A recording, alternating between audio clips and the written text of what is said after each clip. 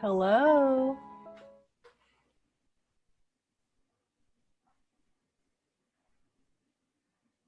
Can't hear me? Hmm. I Oh, hear you. oh, you can hear me. Okay. Yeah, yeah, you're great. You look beautiful.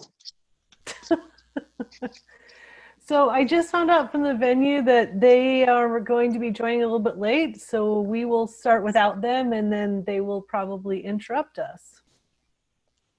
But I'm here, and we may get people that come in and out and interrupt, throughout the evening because it is kind of an open session. But welcome to everyone that's here. I see that I have a person, Pat, who's a neighbor down the street, who's decided to stay without her face in here, and that's absolutely fine to do if any of you choose to do that. I don't know how to Um, put my face in there, Suzanne. Aha! So down at the very bottom on the left-hand corner, there's a little video Yes, icon, and if you click on that little up arrow, it will allow you to join via video. that's is that And it? Janice, it's nice to see you. We only saw each other a few nights ago. Hi, Derek. Hi, Dad. You're up late tonight. Okay, let's see. Wait a minute. This is just, I see a small picture of myself and a giant picture of you. That's And your guess. um. So what, Hi, and now we have Christine from Neon Moon's Art. She has joined us. She said she'd be a little late, but she's here after all. Hi, Christine. So I have Christine and Neon Moon's Arts to thank for this evening. They have both my book and 4 pieces of my art on their walls during their open art walk. And I've heard that it's actually raining down in LA tonight, which brings a little bit less people out to an art walk, especially with the rules around COVID where only a few people can be indoors at a time. So darn. But anyway, for those that are there at Neon Moon, thank you very much. It's wonderful to have you, and I'm just so grateful that you've gotten my art there and that you're sharing it with a larger audience than I could via just me online. And thank you to everyone else who's come too. I am an artist and an author, for those of you that don't know. I'm mostly a painter, but every once in a while a book idea pops into my head, and I just can't let it go. So this is the 3rd book I've written, and this is definitely different from the books I've written before. I was in the middle of a project making my own paintings and talking about the idea of, and I'll actually read from my artist statement tonight just briefly. My art is an interpretation of the conflicted feelings I have about the hard work of saying nothing. Because for centuries, women have experienced a kind of censorship by implication, meaning we have been discouraged from communicating about the work we do within our families, work that reinforces gender-based social norms and unfortunately does not necessarily uplift or advance our lives, although it does uplift and advance the lives of the people that we serve. So I started my art and paintings, and they're kind of portraits with that idea behind them. And the more I painted and the more I spent time alone in my studio, the more I started to think in my head, what do other women think about this idea of kind of systematic silencing? And so last year at about this same weekend, I had an open studio event, and that was kind of the first time I started to speak out loud about this niggle I had, that I wanted to talk to other women and hear their stories and share their stories. And so I just presented to the women that were there at my home, and I said, I think I'm going to be writing a book about this. I'm going to be collecting stories. I had already started to collect a few stories and to talk to a few artists that I was, in communication with. And nobody said, oh, that's a terrible idea. And so it just kind of snowballed, and I ended up with 22 beautiful stories, all of which are very different from each other. And they're all in the idea of those invisible instances of either being silenced, choosing to be silent, or even for many, it was, oh, I've never stayed silent. But the more I talk to these women, they're like, oh, yeah, well, yeah, that thing. Yeah, you're right. I don't talk about that. And so I was very fortunate to get some of those stories. Once I got the 22 stories for the book, I divided them up into 3 sections in the book. One section is labor. It's backwards for you, but that's okay. Meaning the unpaid, underpaid, under-recognized, unacknowledged labor and caregiving burden of women. And then the second section I had divided these stories into was called the self. And that had to do with the body awareness, personal definitions of who we are out in the world, male gaze, self-recrimination, and like I said, awareness. And then the third section was the physical, visual, verbal, emotional, financial, and sexual violence that is kind of systemic against women. Kind of like the Me Too of women's voices. So that kind of sums up what ended up in the book is these 22 wonderful stories. In addition to essays written by other artists that are also art critics. This book is available. There's very few left, and Neon Moon has all of them. I'm not sure how many they have on their shelves. So if you're interested in actually owning a copy, they have probably what will be the last printing of this hard copy of the book. I'm sure they'd be happy to sell them to you if you're interested, or if you don't already have a copy. I know some of you that are on this call do already have a copy. They also have my art that was a part of this, and you can see some of my art behind me. I'm still working on a few new pieces in this series. But mostly the series is kind of coming to an end. I have a new green painting behind me, and that might reflect a new series that could be coming around in the next few months. But for now, I'm still working on this Shhh project, and I'm 100% open to questions if anyone has any.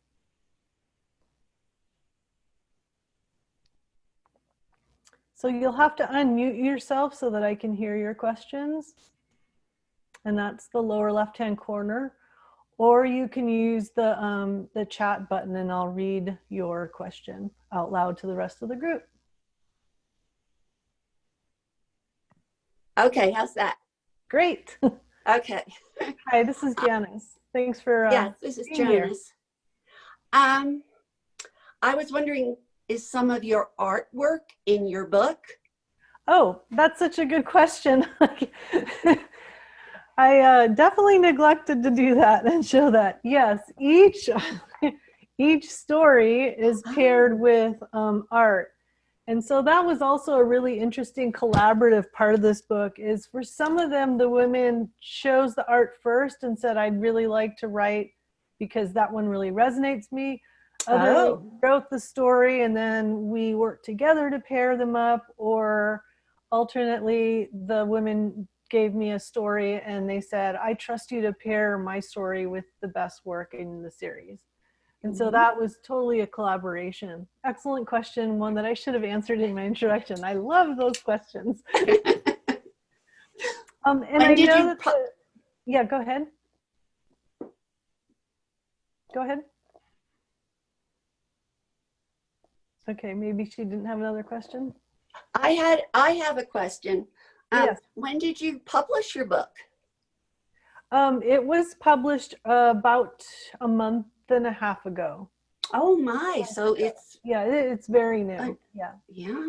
Yeah. This is the first time, well, and probably the only time that it will have a book launch. Neon Moon was gracious enough to create this event for me. So, yep. And do you have any questions, Christine? I believe your screen is muted, and I'd love to take questions from your audience because I know that Can you hear us now? we can, yes. Okay, when did you, or how long actually did it take you to gather everyone's stories? It must be really tough to meet with everybody and hear their stories. Yeah, that's an excellent question also. Thank you for that question. So like I said, it was a year ago when I had the idea, somewhere around September, and then by November I had already talked to maybe a half a dozen people. Um, my original thought was it's going to take at least a year. A book is hard to put together. There's a lot of decisions to make.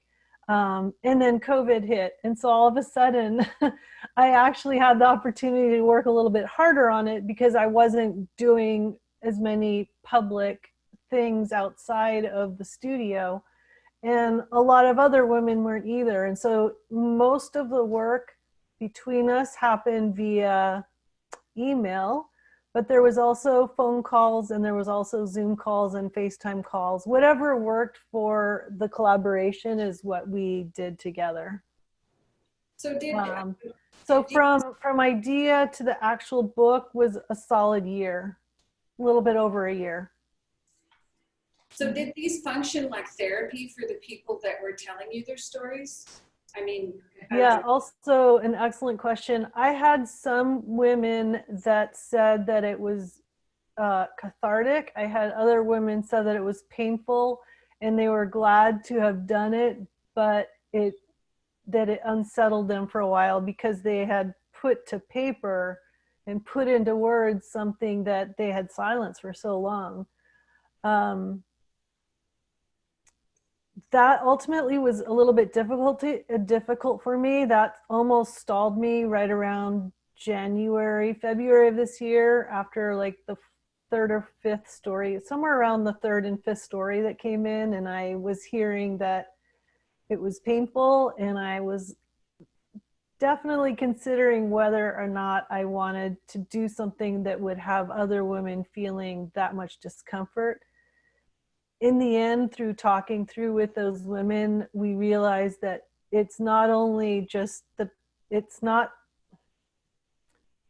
there was growth that came from it. There was growth through being able to talk through it. There was growth from realizing that they really weren't alone, that there were other women coming forward. But yeah, there was never a time where I forced the story. I'm a pretty gentle person. I definitely had 2 or 3 where it took a much longer to write it, and we even talked about not doing it at all. In the end, they were very happy that they had made the decision to put the words on the paper and to be willing to share it with my audience. Yeah. Yes. Hi, I was wondering, are all these names really them, or are there some anonymous names? Did they want to disclose who they were? Did you have They are all actually their names. Now, there is one story where there are names of people in the story, and those names are not true names. But yeah, they are all true names of the actual people. They might be kind of, that's about all I can say. But yes, they are all their names. In some capacity, it may have been a childhood nickname. I can't really say because I want to protect the privacy, but there were things like childhood nicknames or shortening of names or lengthen, there was a little bit of stretching it if they needed that privacy, but it is their name. Yeah. how did you I feel? wasn't able to actually use full names. Like, we're not in a society yet that would allow that, right? But just having gotten this far with stories that are this personal and heartfelt gives me hope that, maybe 10 years from now, maybe 20 years from now, that women are sharing these stories so that we can all grow from them and just have a more powerful voice in the world. This might sound like a dumb question, but just to get it out there on what your feedback was. What were the reasons that some people were silencing themselves? I mean, maybe we. Oh yeah, there's so many reasons. Yeah. You know, sometimes the reasons are as simple as you know, safety. And that's not really simple. I used the wrong word there, but sometimes it's safety. Sometimes it's economic. Sometimes, like I've mentioned, it's just not even realizing you're silencing yourself until you realize that you are. Um, because of the way that society expects women to behave, act, talk, and share stories. So, yeah. None of these are dumb questions, by the way. They're all ones that I pondered as I put it together, and they're actually wonderful questions. Yeah, because our society basically tells us we have to make nice all the time and present Yep. this kind of, you know, decorum, you know. Yeah, yeah. That kind of thing. Yeah. The nice girl, you know, that prevalence of that, like that's how we should be, is definitely still a large part of how a lot of women operate in the world, Right. even when they don't want to, for sure. Yeah. Janice, if you want to talk again, I'll need to have you unmute because I muted you. Sorry. She's trying to talk. Yep. I had some questions. When you picked these stories, how did you go about that? And did you confront people that you knew and said, do you have some stories to share? Or did you try to get out there, maybe in different states or minorities? You know, how did you decide to compile your stories? Excellent. I actually, after I approached about 5-ish people, I kind of had more a sense and idea of what would work and what people would respond to. And so I created a video and I put the video on my YouTube channel. It's still there. I put it through my newsletter. I sent it through my Patreon people. I sent it on Twitter. I sent it on Facebook and on Instagram. So I just kind of kept putting that video out for about 2, 3, maybe even 4 weeks. And the video is basically, look, I'm doing this project. I'm looking for stories. And so no, I did not know all the people before I got started. I just used this new tool we have in the world called social media. And I do know some of the women for sure, but I don't know all of them. I didn't know all of them until I did this project. And, you know, had I decided to like approach a publisher with an idea, I could have had like maybe a budget to approach 100 or 1,000 women, or, you know, but being that it was a self-directed project with, and also self-funded, at a certain point I was like, okay, I have enough stories to match the amount of paintings I've made to date. This seems like enough. So that's kind of how it wrapped up at that point. Do you know the ethnicities of the women? Yes, I do. And so there's a whole section in the book. I could, I guess I could read a little bit out of it. But I have a lot represented. There's more than one continent represented. There's different sexual orientations. There's it's everything, different religions, different cultures. And one thing at a certain point that I thought would be really important is to have all the decades represented from 1940. Oh my. Through now. Well, not through now, because I needed and wanted the women to be at least 18 years old. But every single decade is represented with at least one story. Oh, awesome. And that became important to me as I was collecting the stories, that I was getting as broad a cross range of women as I could, even given, you know, who I know and how I was reaching out to people. Yeah.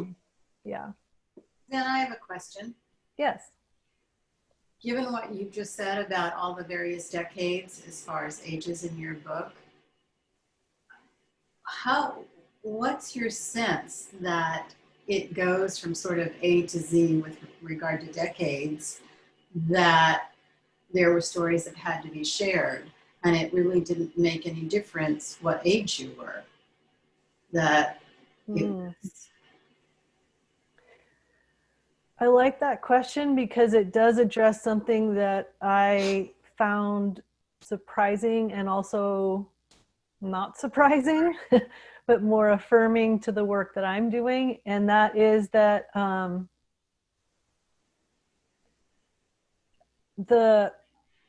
I think even for each section, there's different decades represented. So you might think that the entire violence section would all be younger people because of the Me Too trend, but it's not true.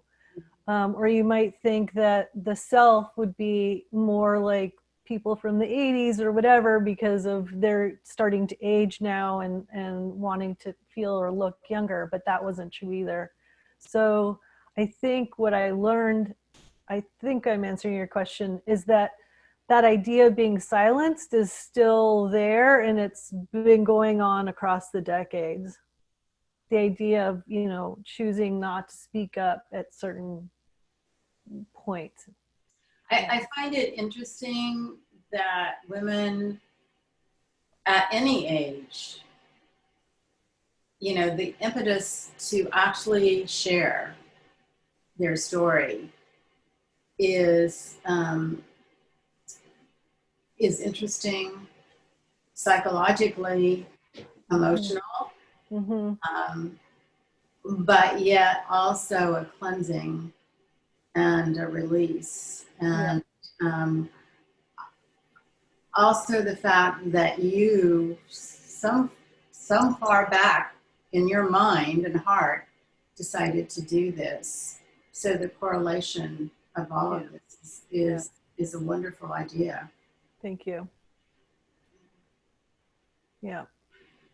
I have another question. Yes, please. What do you think men could get out of this book? I could let the men that are on the call share. But I think the thing that I was hoping that I could share with the men that would read it, and they can let me know whether or not that worked or not, is a lot of times we hear stories of women that are told through the third person, or that are told through the media, or that are kind of polished and the edges are rubbed off a little bit, and they're not as authentic as the stories that are in this book, because these are the actual raw voices of the women. I did edit them for, you know, clarity with the women, or I did edit for spelling, but I didn't edit to make them all sound like the same person.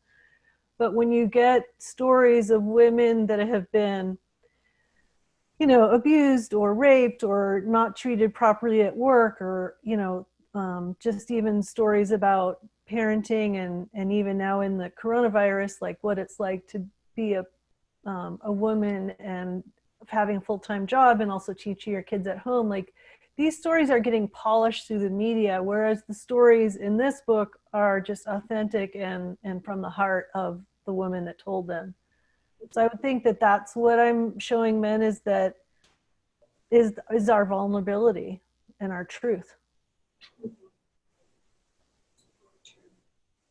Yeah. Any questions? The guys can share if they want. Do you have a question? What painters do you like? Oh, that's good.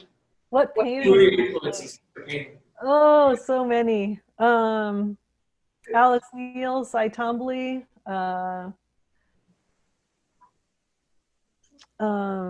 Jean-Michel Basquiat. I think I'm looking at artists that work intuitively and from the heart, and that you can see their voice on the painting, if that makes sense. So painters mostly that I I know that after this call, I'll be like, oh, I wish I said that other person. But those are the top two that came to my mind. When did you go to CGU? I went from 2011 and graduated in 2013. I was at CGU just before I turned 50 years old. So I was one of those late bloomers that decided I really wanted to go back for my master's in art, and very glad I did. Yeah. Do you have any other plans for the book? I have a handful of people that want to buy a copy, and so if your copies sell out, I will, I think you and I have talked about it a little bit. I will be publishing a second batch, but they'll probably be soft cover. I don't really have plans. I want to say, I want to collect, another 100 stories, but it was so much work. I'm not sure if that's the best use of my time and energy when really my first passion is painting. So, how did it affect you when you collected these stories? Were you exhausted? I'm sure you could affiliate with everybody, but it must have been tough. Yeah, some of them for sure, but I have very healthy self-care practices in place in my life. I write in my journal every single morning. I take a walk almost every single day.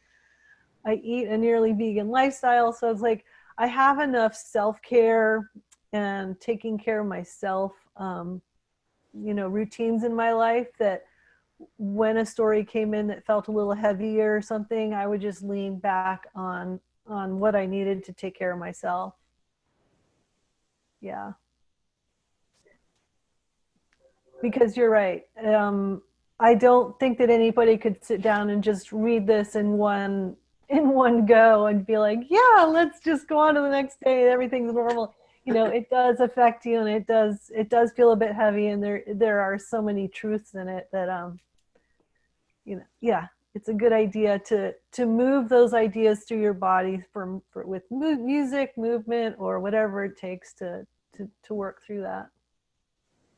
Do you suggest any playlist, any music? What did you listen to a lot? Did you listen to a lot of jazz? Like, what were you? I do like jazz. Actually, when I paint, I almost always listen to books. I've read 92 books this year. It's been a COVID year. And a lot of the books that I've read while I've been painting this year have been on women's issues or novels where the main character is a powerful woman or yeah. So I don't listen. I do listen to music, but I definitely read books more. That leads to a really good question, Suzanne. Yes. Listening to books while you're painting, what you're hearing, does it influence your painting? Oh, absolutely. It absolutely does. Yes. I find it fascinating that you can do both. That there's part of the work of painting where I can't, like when it's initial idea stage or whatever, I need silence. But once I have the plan laid out and I have the colors laid out, or I'm doing, then it actually makes the work better when my brain is engaged in something thinking so that my body is the one making the art. wow. Amazing. Yeah. You're amazing. Yeah. I have a question. I think, Jim, did you want to try? You need to Sure. unmute yourself, and then I'll come to you, Janice. Oh, sure. Will that do it? Yep, it does it. So we've talked a lot about the writing, and I wanted to just talk a little bit about the art. I have the impression, having seen some of your early work, which involves things like zippers and bandages on a face, that this must already been storing in the stole already. Now, in other words, I guess sequence is the question and the symbolism in the art. If you want to care to comment on that, I'd be really interested to hear about that, because I believe the art came first, if I'm not mistaken. Some of the art came first, definitely. And I was looking for one, like here's one where the bandages are on the, There you go. yeah. And then I have a fly in my studio.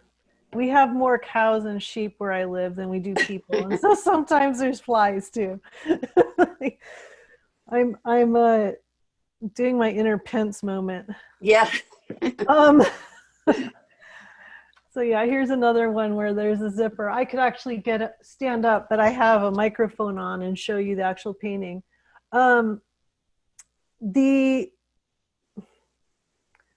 The initially it was a painting project. When I got to somewhere around 10 or 12 paintings was when I felt like my voice was getting stale by just hearing my own self on my paintings. That's when the idea of talking to other women came along. The paintings did change at that point. There was less teacups and zippers, and there was more of the action and kind of fuller look of the art. Not fuller, I don't know how to explain it really, but yeah, the work changed when I started to talk to women, for sure. But the seed must have been there because Yeah. you came to the conclusion doing the art that maybe there's more here if I get more information, i.e. more inspirations, if that's the right word. Yeah, it was just a need to make sure that I was not barking up a tree that doesn't exist type of thing. Like I really needed to hear from other women. The actual beginning, you can hold this up to these, what are they, 8? There's actually 9 of them, and I think I only put 8 in the book. Those are actually they started in 2017 at the very end. That's page 26 if you guys have a book there. Those paintings are actually mostly collage. And it started with ripping open security envelopes for the bills that we get in the mail each month that are actually supposed to hide the information within, and then not until you open it up do you get what you need to do, which is pay the bill. And there's a lot of patterns on the inside of these envelopes, and I had been saving them and I didn't really know why. And I'm not really a saver. I'm pretty much more of a minimalist type artist, but at a certain point I had a lot of these envelopes, and so I just went to my studio one day and started collaging them. And that's when the seeds started flowing. I'm like, wait a minute. These envelopes are used to hide information, but I'm flipping them inside out. And then for some reason, my artist creative brain clicked. I'm like, that's what I want to do. I want to flip inside out what I'm thinking and what I'm feeling and put it into the work. I don't know if I'm explaining that quite right, but yeah, the inside of security envelopes started the seed project. And then once I had these and I painted the first 2 bigger, I was like, oh, what if there was a zipper there? And the zipper can denote, that we're either shutting it all away or we're opening them. So on the paintings, the zippers are always partially opened or closed. Thank you. Yeah. And a lot of them have ladders in them too. And again, that kind of harkens to, we have this saying about climbing the ladder or hitting the glass ceiling. And, in the home, obviously we can't do any of that. So I have what's called Jello ladders, and they're not solid in the paintings. Let's see if I can find one of those. Christine, do you have more people that have come in from outside that might have a question? I'm not sure. Jello ladder example. Yeah, they're just watching. Okay. I just want to make sure I'm not missing somebody that might want to ask a question there. If they do, I'll bring somebody to. Okay. Here's another example of a Jello ladder. That's my word for them. Another person might look at the ladder and have a different interpretation. But Oh, when I ladder. started making them, I thought of them as ladders that like wouldn't do any good if you got on them because they're not going to be solid enough. I have a quick question. Or there's not a direct path either. Yes. My question is, so the work that we have here, there's more from the book that is in your studio, right? Larger. Yes. Yeah, the larger, Ones in back of you are there in the book? Or, the one right here behind me is definitely in the book, and then the other two are brand new and unfinished. oh, okay. Okay. Yep. And then this one here is in the book. In fact, I can, if you guys don't mind getting dizzy, I can lift that. That one is in the book. But I believe in the book, only one of the faces shows. I had to make a decision at one point with the book on whether or not the entire painting is shown for each painting or whether or not the book presents itself better as a book. And so a lot of the paintings had to get cropped more than I might have liked, but that's because I wasn't originally painting them for the book. I was painting them for the paintings. True. So, and when you lay out a book, it has to feel visually appropriate. Otherwise, you know, you just want to put it down and go, this is ugly. So, Are you planning to do a volume 2 at any point? I mean, I'm sure there's lots more stories. there's probably a ton more stories, and I will never say never because yeah, it was an incredibly fulfilling project to be in connection with so many women for so many months. And I do miss that now that I'm working alone again. So I'm not going to say never. I just don't know when. Okay. Yeah. And I think I already might have the title for another one. So we'll see. Yeah. Do I have any other questions? I have a question. Yes. With any of your stories, was there anybody who sort of finessed it and conquered that problem? Just, you know, I'm going to speak my mind and I'm going, you know, and if anybody were. Yes. In fact, I would say that a good 80% of the stories, you definitely get this feeling of hope by the time you get to the end of their story. Even though most of these stories are only a page long or maybe maximum 2.5 pages long. And so that equates to, I don't know, like 1,000 words. A good 80% of them, you feel like there's a solution or there's hope at the end, or that they've learned from it and moved on, or that they've helped somebody else move on, or there's been hope on good 80% of the stories. Yeah.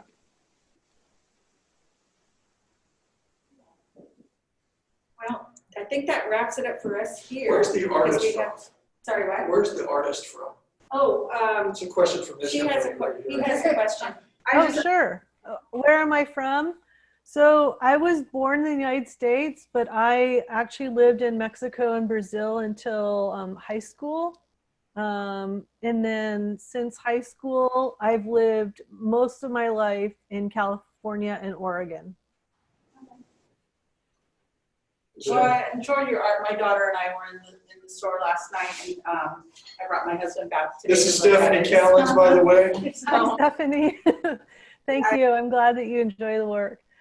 So I brought my husband. Project, one of the lovely parts that I'm actually going to extend it, or I always planned it as soon as I thought of the book idea, is that each painting that goes home with a collector, they also will get a book.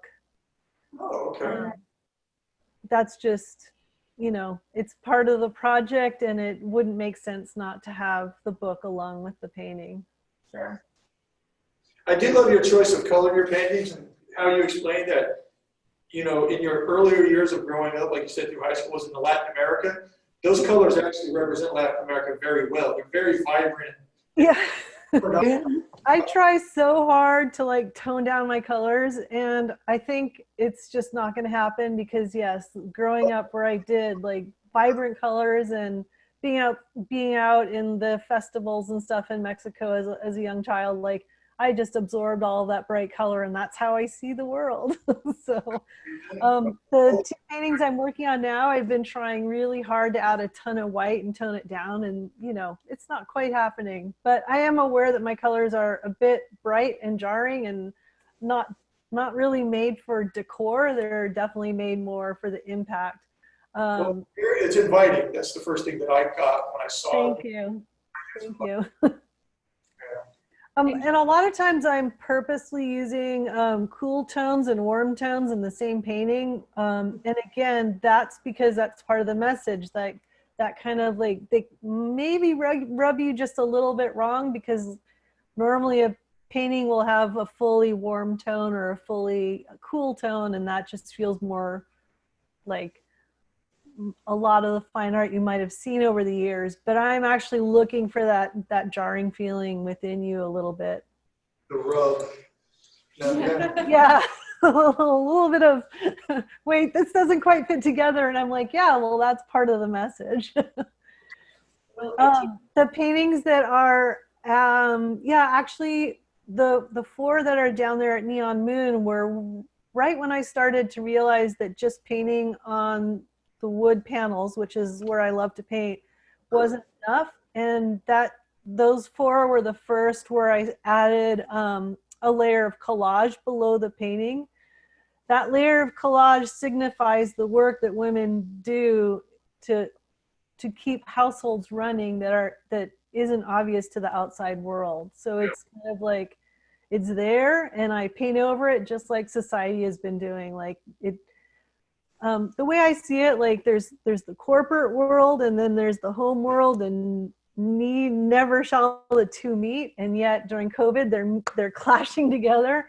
And on my paintings, I was looking to kind of show that with the collage, especially that collage has been typically in the art world seen as more of a feminist form of art. Okay. That's not as true anymore, but definitely in the 70s, you could not be a guy and do collage. It just wasn't, I think Rothenberg was maybe the first that started to do that. But then they called assemblage, not collage. So yeah, I don't know. But it's important, that collage layer, to me.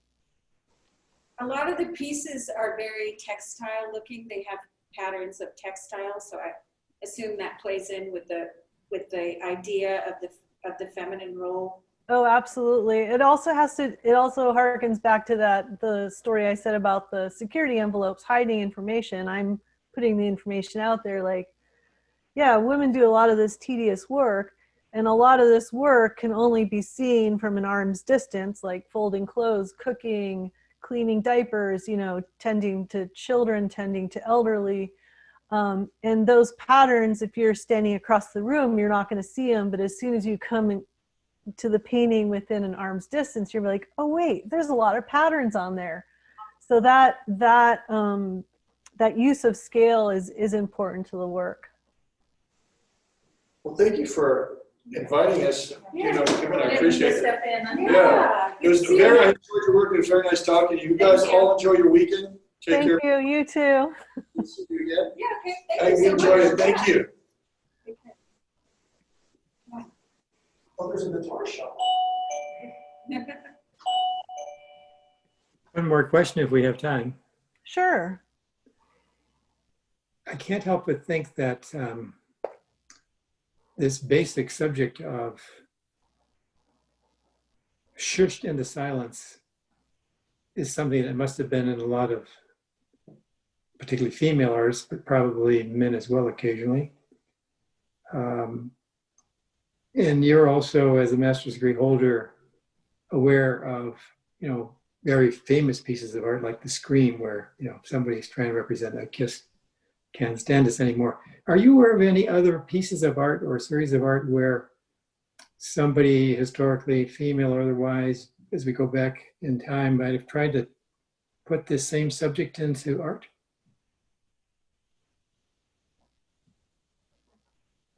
Or did I stump you? No, you didn't really stump me. I'm starting to see it more now than in, I would say, like the Judy Chicago, like the late 1960s. There was a very there's Judy Chicago's one of the names. I can't think of Lucy. I forget her name. Listen, Christine, fill me in, but I can't remember all the names. There was a cohort of women in LA that actually built a cohort of women that were talking about feminist issues and were definitely, and I actually, while I was getting my master's, got to meet some of these women or listen to them lecture.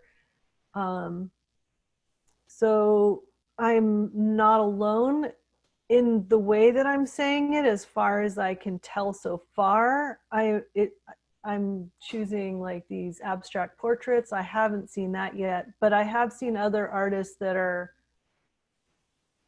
there's one art, I wish I could remember her name for you and I can share it with you at email or something, but she's making these very large, beautiful paintings of women wearing perfect 1950s styles dresses with high heels, and then she's got like a she's on top of a ladder with a hammer, or she's got like I forget the name of it, like a power saw or something in her hands, but there's no head.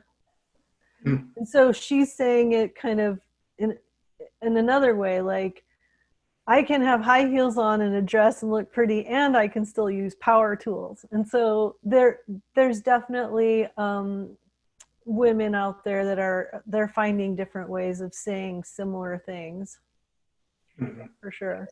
But as far as like being in the home and talking about the home life versus the outside life, that's one of the reasons I like Alice Neal's work. She's a portrait artist, and all of her people were just people in the home doing things like sitting on a bed at home or in a chair. She was probably one of the first women to do it in her own way.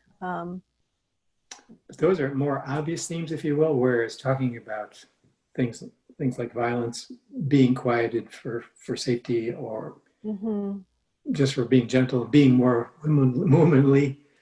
This is a lot deeper, and therefore probably harder to represent. Correct. Yeah. I think it's happening out there. Louise Bourgeois, there's women that are, it's starting to happen. A photographer that I'm aware of, I think I saw maybe 2 years ago, that did, and I'll have to get the name, but it's pictures of women in Iran in hijabs, but really ornate, and they're girl motorcycle gang or something. And it's amazing, powerful pictures of them doing their own thing. So those were really beautiful portraits they did of that. Yeah. I remember who that was now. So Suzanne, are you talking about Kelly Venston? Yeah, that's her name. Thank you. You're welcome. Yeah. Yeah, there's various, also there's a history within like the Chicana art history canon, where there's work with tapestry, there's work with clothing, fashion, different items, some things in murals, paintings, also three-dimensional, that display work of like women that are forgotten as well, like people who work in the garment industry, for example, and they use, material that represent women that work within like that industry. Yeah. So there's some, it's kind of a little different, but it's kind of similar, because it's mostly women who work in an industry where it's mostly female, also not just garment workers, but women who work in, service, domestic jobs as well. Yeah. We incorporate these kind of items into their work as well. Yeah, thanks for that reminder. There's a woman artist I know that actually works only in collaboration with others, doing weaving and stuff with with fabrics and stuff. And so she's definitely talking about, you know, the collaboration, yeah, working with women's work. Yeah. Mhm. I'm curious, Suzanne. Yes. I'm curious, we're talking about female artists, but are there any male artists that paint to the same subject with regard to women being silenced that you know of? Not that I know of.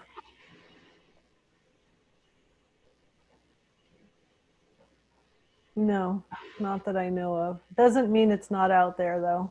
Right. Yeah. Yeah. So anyway, it was so awesome to be able to answer all your questions and to be here with all of you. I cannot thank you enough for showing up on an election night to talk about art and feminist issues and these questions, and being attentive and asking excellent questions. So obviously I have a little bit more time if anybody has another question, but it seems like it's kind of dwindling to the final thoughts. Christine? I just want to say thank you for launching your book here. Yeah, welcome. This whole next month, we're going to, I mean, barring rain and big political things going on, we're going to have a lot of people in here. We have had a lot of interest. Beautiful. Yeah, and so I thank you for launching it here, and it's been amazing. Like, you know, finding out about this and the stories. I frankly couldn't put the book down. You sent me before it, you know, went to is made into a book, and I couldn't stop reading it. It was so interesting. Yeah, So thank you. I appreciate it. Suzanne, I think it's incredible your timing. I mean, the election of a female VP. Yeah, Amazing. right? Yeah. Yeah, I don't think any of us expected this a year ago, but here we are. It's good. It's won the Kamala Harris. I wore white in her honor. I had a different outfit planned, and then I saw her in white tonight. I was like, I'm putting on my white t-shirt. Yep, we need to speak up for one another. We need to listen to one another. And we need to hold each other's stories as precious as they are, you know. The canon of stories and the way the world works has been through the male lens, and it's time that we see the other half also. Aren't we 51% of the population? We are. Yes. Time to take some more. Yep. It's just that it hasn't been easy to speak up, and so I think that there's going to be more permission to speak up the more that each of us just gives a chance for our story to be heard. You know, give ourselves the chance to give it a try. Yeah. Okay. Well, thanks so much for Neon Moon. Absolutely. Thank you for having my work. Take care. I have somebody that arrived a little bit later. Did you have a question for me since you're here? Or oh, you need to unmute yourself, Elizabeth, if you want to. I thought I was already unmuted. I'm Elizabeth Hoffman. I'm one of your painters, your artists, and I just wanted to thank you in person. I'm sorry I was so late. Not only was it the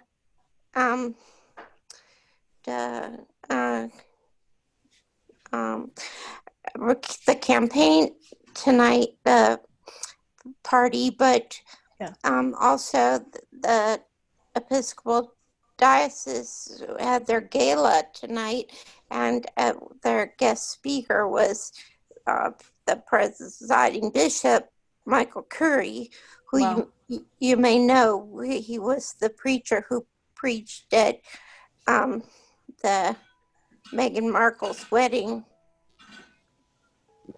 So I was a little bit late to come to see you, but I don't think of you as anything less than the presiding bishop.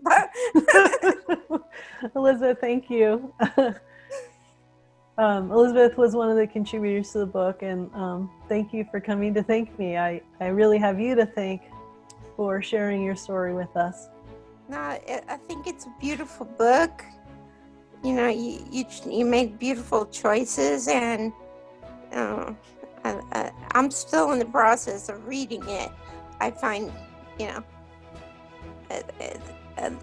I sort of read them one at a time. Yep. So I don't think I could read them straight all the way through. It's heartbreaking. Yeah. I hear you. But I really appreciate you taking my story, which if you hadn't asked for stories like that, I wouldn't have ever had a place to put that incident in my life in any kind of constructive way. Yeah. Thank you. Yeah. And I love your paintings. Thank you. I kind of like it myself too.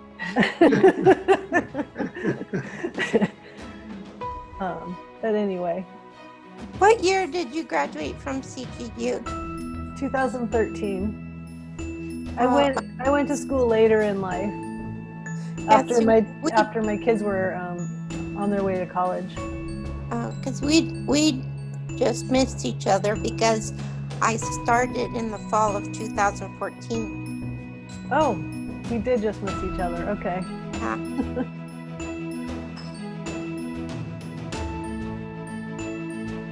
All right. Jenny, you've been here. Did you have any questions or any comments, or are you just loving observing? I am. It's been fun. Good. Well, thank you for being here. It's just amazing what you've done, and I can't wait to get a book. Good. Thank you.